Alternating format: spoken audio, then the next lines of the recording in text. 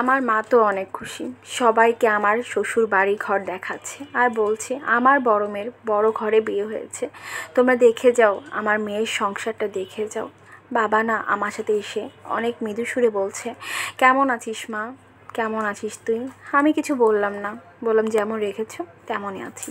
ভাইয়া কোথায়, ভাইয়া আসেনি? বাবা বলল হ্যাঁ এসেছে, ও নিচে। আমি বললাম কেন, আমার সাথে কি দেখা করতে আসবে না?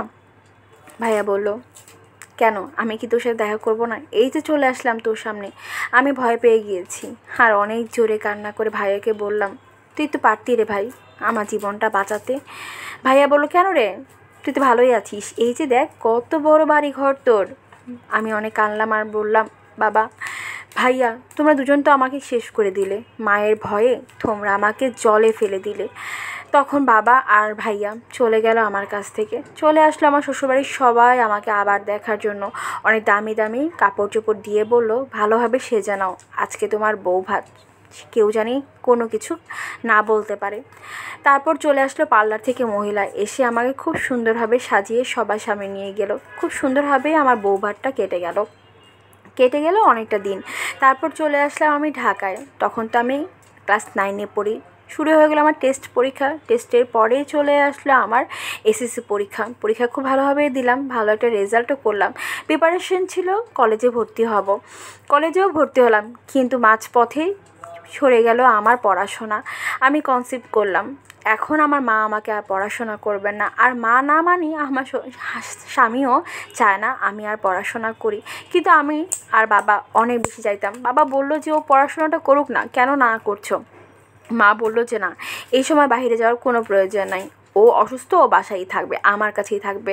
আর আমার স্বামী তো মায়ের কথায় উঠে আর বসে, মা যেটা বলে সেটাই বলে, ঠিক আছে মা যেহেতু বলছে পড়াশোনা করতে হবে না, তাহলে পড়াশোনা করার দরকার নেই। যাই হোক, আমি আর পড়াশোনাটা করতে পারলাম না, ওইখানেই আমার সব কিছু বন্ধ হয়ে গেল। 9টা মাস আমি বদ্ধ ঘরে ছিলাম, সব কিছু মোটামুটি ভালোই চলছিল। 9 মাস পার হওয়ার পরে আমার কোলে আসলো ফুটফুটে একটা মেয়ে সন্তান, আলহামদুলিল্লাহ। খুব সুন্দর হয়েছিল আমার মেয়েটা, একদম আমার মতো দেখতে। আমি কিন্তু মাশাআল্লাহ দেখতে অনেক সুন্দর ছিলাম, না হলে কি আমার এক দেখাতে ক্লাস 9-এ বিয়ে হতো? যাই হোক, আমার মেয়েটা আমার মতোই অনেক সুন্দর হয়েছিল। আমার হাজব্যান্ডও অনেক খুশি, অনেক ভালোবাসা, অনেক কিছু। আমি না আর গ্রামে গেলাম না। আমার সংসার জীবনটা কেমন, সংসার কেমন হয় আমি আর সেটা বলতেই পারি না। স্বামী কয়দিন পরপরই আসে, এসে আমাদের সাথে থেকে আবার চলে যায়, কারণ সেখানে তার বিশাল ব্যবসা।